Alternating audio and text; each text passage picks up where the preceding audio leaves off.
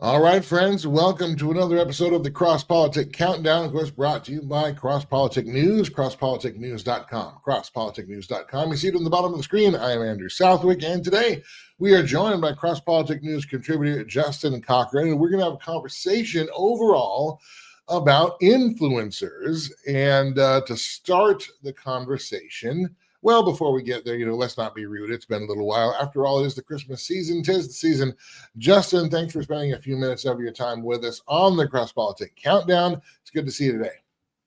Thanks for having me, Andrew. Happy to be here and excited to be talking about influencers. And we're talking about influencers because, Justin, you have an article up on crosspoliticnews.com right now, really listing and showing some influencers that would be worth spending our time seeing and learning from. And we're going to talk about some of those influencers here in the time that we have. But I want to start maybe with one of the most important influencers needed in America right now. And honestly, that's you and me, particularly the conservative, the Christian American voter. And because we are coming up on midterm season in America, gubernatorial races, I know in my state of Florida, the Ron DeSantis is about to be term limited. We've got a GOP primary for a governor in that state coming up. I believe it's August 18th to 26th, and that's also similar for many states around the country. There are House races, there are Senate races, and there are all kinds of signs right now that even the GOP and the DC GOP and the party apparatus thinks they might lose. You've got President Trump out on a tour touting the economy. You've got and trying to say that the economy is doing well. And then for some people it might be, but for many people it really isn't. There's a lot of paycheck to paycheck. There's a lot of paycheck to almost to paycheck happening right now. Spending stays at the same level as COVID, so on and so forth. And I think one of the reasons why, and we just saw, in fact, in was it Indiana or Tennessee? I believe it was Tennessee. They recently just had an election wherein the Republicans still held the seat because we had the Afton Bain, who hates America and hates Christians and apparently hates everybody else. At least that's what I'm told. But the margin of victory for Republicans was reduced from the 2024 election, which means you've got Democrats making gains. We saw Democrats sweep in Virginia a little bit ago with special elections there. And all signs are pointing to, not to mention Mamdani in New York. You've got another socialist as a mayor of Seattle. We are seeing the signs that for whatever reason, the Republicans have succeeded once again to take wins that were once at their back and put them all in their face and demoralize their voting base. It's amazing. And we voted them in. We wanted to see people go to jail for COVID crimes, for Doge. We had all that dog and pony show. We saw Comey be indicted, but it looks like he's gonna be just fine. I guess he'll be going home soon. Big piece after big piece, it seems like we didn't get. We got a lot of executive orders, and some of those were good. Some of the different people feel differently about those, even within the conservative party. That's fine. But there is a palpable frustration on the Republican side. Part of the narrative is trying to say, well, Republicans are divided. It's the GOP versus MAGA, or all of a sudden, people that were on the MAGA coalition are now getting Trump derangement syndrome. And I don't think that's true. I think people are saying, I voted for Trump this time because I wanted certain things done, and those things are not getting done. Now we've got news out today that Trump is about to relax standards on marijuana. He's already done an executive order prohibiting the states from regulating AI for 10 years. This is something that actually conservatives across America fought against to keep out of the big, beautiful bill. And it also had reared its ugly head in other places, but now it's being forced through executive order. I'm sure that's going to end up in court, in a variety of different courts, et cetera, et cetera. But you're seeing this over and over again. And one of the things that I wonder is if maybe the most important influencers that are needed in America are the conservative Christian voter needing to reinsert their influence over the party that supposedly is supposed to represent us. and particularly that's going to, and we're worried about low turnout. For example, Susie Wiles was just on the Mom View. I don't know if you saw the clip. She was on the Mom View, which is a local news magazine show, and talking about how we're going to put Trump on the midterm ballot because Trump gets voters out to the polls. And to a degree, that's true. I do think it's less so than 24, but why isn't Republican governing getting people out to the polls? Why aren't conservative principles and vision for America bringing people out to the polls? And I think one of the reasons why is because we who are carrying that vision become so disillusioned that we're starting to drop off, and we don't show up, particularly in these midterms that matter so much. House races, Senate races, and primaries. If we're upset with the people representing us, why aren't we getting our butts to the polls and voting in the primaries and primarying some of these people out who we think are doing such a terrible job? That's a whole fire hydrant for you. And normally I don't open the show with a monologue like that, but we have a lot at stake in our country. And the most important election is always going to be the next one from this point on. And it really is. And these midterms are huge. If we stay home because we're disillusioned, we might be disillusioned, but that should be even more impetus for us to get out then and vote, especially in the primaries. If we don't like our current representatives, primary them out and vote in somebody you think will do a better job and will get the results that we're looking for. Mm-hmm. After all that, your response, your reaction, your take of what the GOP has to lose or not. Thanks, Andrew. I definitely love what you're saying about the American Christian needing to reclaim the base of the Republican Party. It's in disarray, in my opinion, right now. And it's difficult to wonder if, maybe the loss of the late, great, rest in peace, Charlie Kirk may have had something to do with that. He really, I could imagine him ahead of November 4th last month and ahead of the midterms next year, really bringing some much needed unity to the Republican Party. And unfortunately now, it's tough to say who really has taken over that mantle of the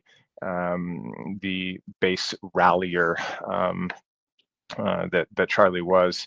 But it's no doubt there are important races coming up that are going to decide, the future of our country. I'm in Florida, so our governor's race, I'm definitely going to be voting in that one. Not sure if I'm going to be voting for Byron Donalds, to be honest. I'll have to take another look at the candidates, but last month when I was on with you live, I was a little bit too optimistic. In fact, far too optimistic with my predictions on November 4th. I, was predicting a Republican sweep across the board, and I was 100% wrong. We got killed, basically lost every important, race and issue. So, if I had to be honest right now and I had to put my money on Polymarket or something, I don't bet, but if I had to, I would just straight up black pill on the election for next year. And, I think we're probably going to lose. The Democrats are going to win, and Trump will get nothing done, if not him getting impeached shortly after that. He'll be impeached over and over again. I mean, we know that's coming. Now, I've heard from a little birdie, and I'm only going to say it's a little birdie, that there are a couple that yes, they're apparently maybe some Republicans who are trying to sabotage Trump for a couple of reasons. One, some just don't like him. They don't like to take over the party and all that. But two, some are concerned with the amount of power being concentrated in the executive branch. And so and now again, this is from Little Birdie, who's heard it from some sources. I'm going to pretend this is speculation for now. But honestly, if we learned tomorrow that was true, would we be surprised? Probably not. Indiana, Republicans voted with Democrats not to redistrict, which would have helped Republicans gain seats. That basically gives 2 more seats to the House. Now, I'm not really for redistricting at all because I think it's just legalized vote tampering, but or rigging. That's my term, not that's not in a report. That's what I think. But nonetheless, that's part of it. But if I want to show you this too, well, I've got this on the screen. Let me see if I can bring this up. This is from X Beard Vet. Number of bills passed by Congress. Now, we got to be careful. It's not necessarily the amount of bills passed that makes a Congress effective. In fact, a lot of times they pass way too many and they're still not effective. But if you look, this goes back to Bush 41, and he certainly had the most bills in the late 80s, early 90s. You have Clinton, Obama, Bush. Trump had 96 in 2017. Otto Penn Biden, 122. But this year, only 5. I mean, and they're not even bills really that the voting base wanted. Yes, tax cuts and things, and preserving tax cuts was in the big beautiful bill, but so was COVID spending. The government shutdown that we had was all over the Obamacare subsidies, and then right after that, Republicans put forth a bill to extend the Obamacare subsidies, which just lost earlier this week. But they've already indicated they're going to cave on that. So, I mean, what was all this for? What is any of this for? And I do think it's because we as conservatives, and particularly we as Christians, we've abdicated a lot of the influence we could have in culture because we've been told, well, whatever, Jesus is offensive, or keep your faith in your pews, in your buildings, or whatever. They told us to get out of the schools and we left. They told us to get out of the courts and we left. They told us to get out of the public square and we left. And look what's happened. And this is not about forcing everybody to become a Christian, but the influence that we do have makes communities better. This is true. Even famed atheist Richard Dawkins calls himself a cultural Christian and admits that the cultural influence of Christians in society makes society better. Yet because our culture says that we're too offensive, we've tried to water down Jesus and water down our message, and then in an effort to quote unquote win a hearing so they might hear us tell them about Jesus, we keep shutting up and moving further and further away and removing ourselves from culture. And I think we need to reassert ourselves, and not in a, again, I'm not talking about a trying to make a man-made theocracy in Christianity, but we certainly shouldn't be afraid to have our point of view, and to have our point of view be represented by some of the people who are supposed to represent us as Americans. Your thoughts? Yeah, I couldn't agree more. Christians definitely need to come in strong next year with local legislation rallying at the state level. If we can't get things done federally, our priority should be state to state, passing laws that are going to, improve our communities and that are going to just align with the Christian viewpoint. But I'm not sure that's going to be enough to tip the scales in the election for next November. And then, of course, we're going to have shortly thereafter, or around that time next year, end of next year, presidential candidates lining up for the next, presidential election. And ultimately, I think something like, whether it's a war in Venezuela, hopefully not, or elsewhere, I think it's going to have to take some kind of unfortunate, unforeseen kind of black swan event to really, supercharge Republicans toward a victory. At this point, I'm more optimistic about local Christians enacting change locally than, maybe what the results will be on a national level, but we'll see. Last question on this, and then I do want to move to your article, because in as much as we might be lamenting our lack of influence and hopefully mobilizing some increased influence, there are some influencers worth paying attention to. Of course, the recent criticisms of Trump 2.0 is that it has been out of touch. Both back in May and just a few days ago, President Trump admitted that the tariffs his tariffs would cause some short-term pain or whatever it might be. I think it might be long-term pain if that's going to be your sole economic policy, because it is a tax on consumers ultimately. Businesses can't absorb the higher costs for that long, and we know that because there's $12 billion going to farmers who are getting the pinch from the tariffs. That's why they're giving them money to offset that. But we're told we don't need $37 for our kids. They can just do 2 or 3. We don't need 2,000 pencils. We need 2 pencils. That messaging came from Donald Trump, both in May and recently. That was, and that's how he's defending part of the tariffs effect both on higher prices and then which will also affect the supply chain, and there will be less for us to purchase, partly because it's more expensive to produce. So it's not I don't believe that's a misstatement. I think that's his real defense of that. But that seems so out of touch. Also, that kind of messaging, that's progressive messaging, isn't it? They're the ones that tell us how many weapons do you need? How big of a house do you need? How hot or cool do you need to keep your home? How big of a car or small of a car do you need? That's what they tell us. Why are we copying the same message and the same messaging tactics and really some of the governing policies as it's turning out in practice of those who carry a vision for America that we are trying to stop? Mm-hmm. Yeah, that's a great question. I think it's a negotiating strategy, to be honest. I don't think Trump is going to be following through with austerity measures across the board.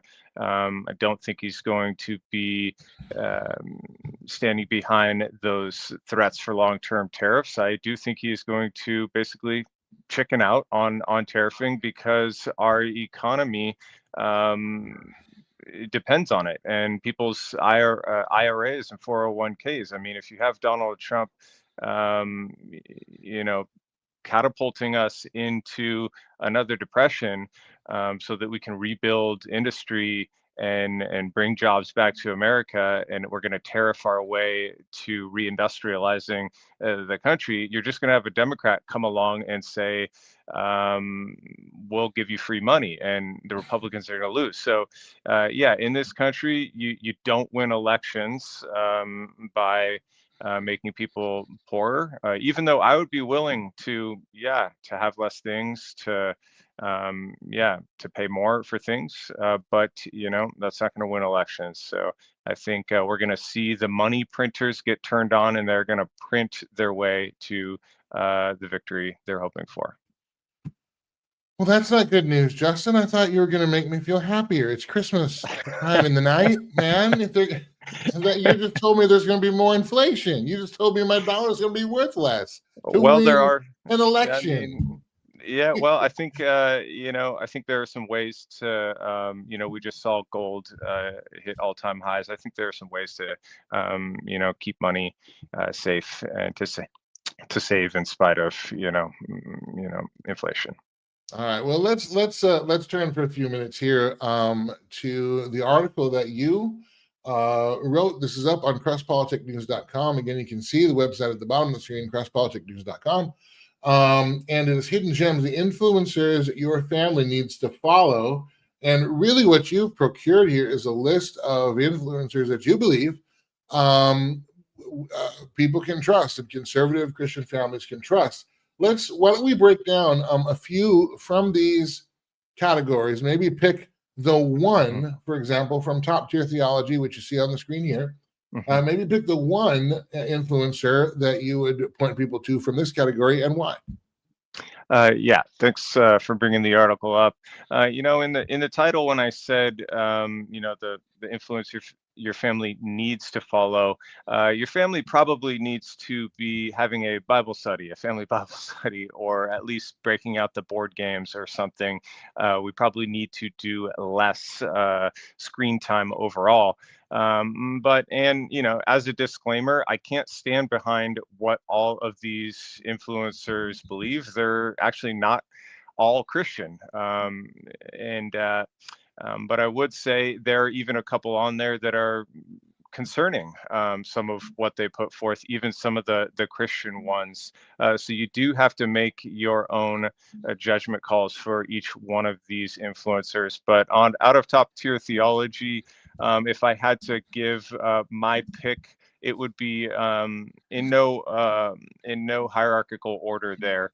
I would say Douglas Wilson is a must follow. He is the head pastor at Christ Church in Moscow, Idaho, where Canon Press is headquartered and where Crosspolitic News hails from. So yeah, definitely give Doug Wilson a follow. Stephen Wolfe wrote The Case for Christian Nationalism. J.D. Hall is more on the anti-Zionist critique, so a little controversial there. He is Christian. And then Brian Sylvia and Eric Kahn are the most pretty, just a little bit, they got into it with some more traditional Christian, groups. And yeah, so they're kind of on the outs with some of the mainstream for some variety of reasons. So watch out for those two. Let's move down to next politics that pack a punch, and also maybe before you pick out one or two influencers from this group, what do you look for? Like, what is your criteria to determine a safe influencer, a quality influencer from nonsense? And I realize different people have different criteria, but what are yours to where, yes, you would fully recommend them? And let's say they are believers, and that we can at least affirm their general theology in that they fall within Christian orthodoxy, whether or not every point of doctrine is exactly the same. But what are you looking for, and how can people tell? Because with all the AI slop, there's really influencer slop too. I think that using your intuition, your God given gut instinct, is one of the best ways to be able to tell. So it's not an exact science. I would stay away, if you're on X, I would stay away from the For You feed. You're going to see things dropped in there that we have no idea how or why they get there. I would stay in the following feed. So if you want to follow one of these on the politics list, and to your point, none of these are really folks I would go to for a solid Christian perspective. I mean, I'm not even sure all of them are Christians. Savannah Hernandez works for TPUSA. So I like her attitude. I like the fierce analysis she brings. And she's a TPUSA contributor. So if that makes you feel good, TPUSA, then, Savannah Hernandez. The others, are Alex Stein's more of a comedian. James O'Keefe is more of a hidden camera investigator. Owen Schroyer and Drew Hernandez are former InfoWars contributors. So just people, that I am aware of, and that if you're looking for some alternative, perspectives, then, these are some ideas. All right. And as we look, I think we got enough time for a couple other categories. As we do, thanks to those of you who have been with us here on this episode. We see all your comments there. Rocker Rock, thanks for contributing here to the program today. He had mentioned in our earlier conversation about just the GOP's midterm chances that Dems are going to take it back unless the particular he puts a lot of it on MAGA, but he or she, I'll say. But that is true. Unless we're careful, unless we exert our influence back, we're going to give it right back. Agents of conspiracy. Now, obviously, conspiracy theory, and particularly in the age right now we have, or in the moment of Candace Owens and conspiracy theories, boy, do they sell. You mentioned buckle up, Grandma, because the status quo is going bye-bye. These accounts will snap you out of the matrix faster than you can say red pill. Let's for this one, because I want to get to at least two, this one, at least one more. Pick one. Tell us why we should check it out. Yeah, that's really tough. I would say, Not because you agree, but it yeah, might be worth being aware okay. of. Okay, I would say Ian Carroll is worth being aware of. He's controversial. I believe he is Christian, but if I had to pick one, the Misfit Patriot is intriguing to me. Not because I agree with him on everything, but he's kind of the anti-conspiracy guy in the sense that he thinks most of the time, a lot of the guys on this list, for example, think it's this conspiracy that Israel is behind everything. Ian Carroll, for example, whereas you have the Misfit Patriot who thinks Tucker Carlson is paid off by Qatar and that the Muslims are behind everything.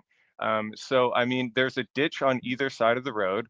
And so, the Misfit Patriot is an example of a guy who is conspiracy level theorizing in a different way than most of what you see.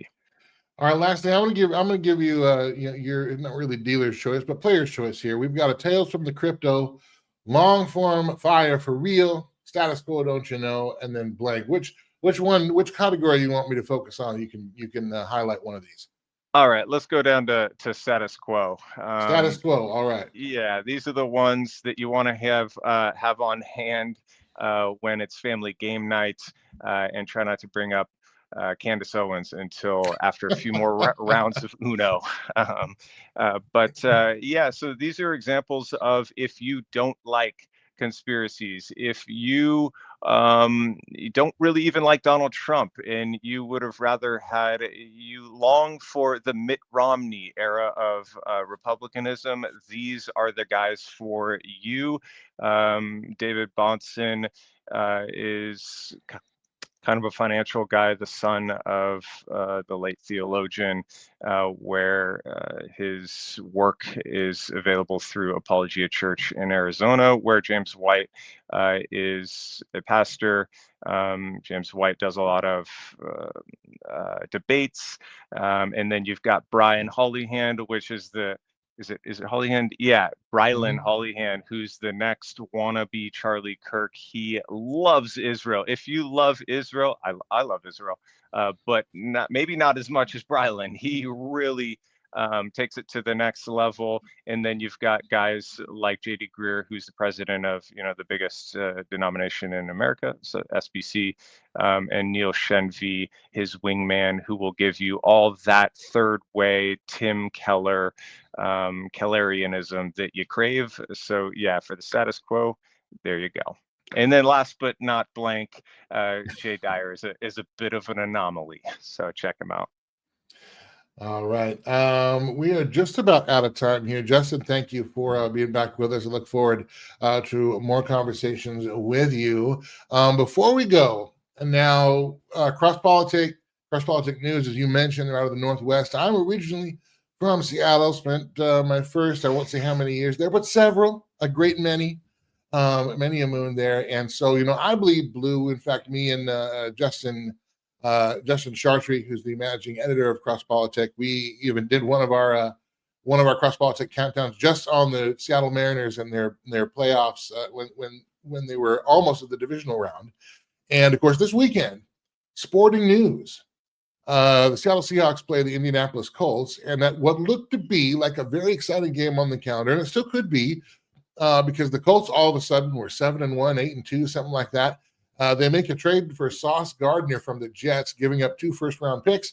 Then all of a sudden they start getting injured. Everybody gets injured, and of course now Daniel Jones was already playing on a broken leg, tears his Achilles. He's done for the year, and but not only that, but their backups for Indianapolis are also injured, so they had to go looking for a quarterback. And don't you know, they found Philip Rivers. You remember Philip Rivers was with the Chargers for a while, ended Oh his wow. ended his career with the Colts. In fact, his last season with the Colts was a COVID year, 2020, and they went 11-5. So he did not end poorly, but he just came back. And I don't know if you know this, I have a picture. They just, because when you come back on the team, they take a new picture. And so here is Philip Rivers, his new team photo. Oh, let me bring this up here for a second. Hold on, I got to take that off. Let me get that back on here. There you go.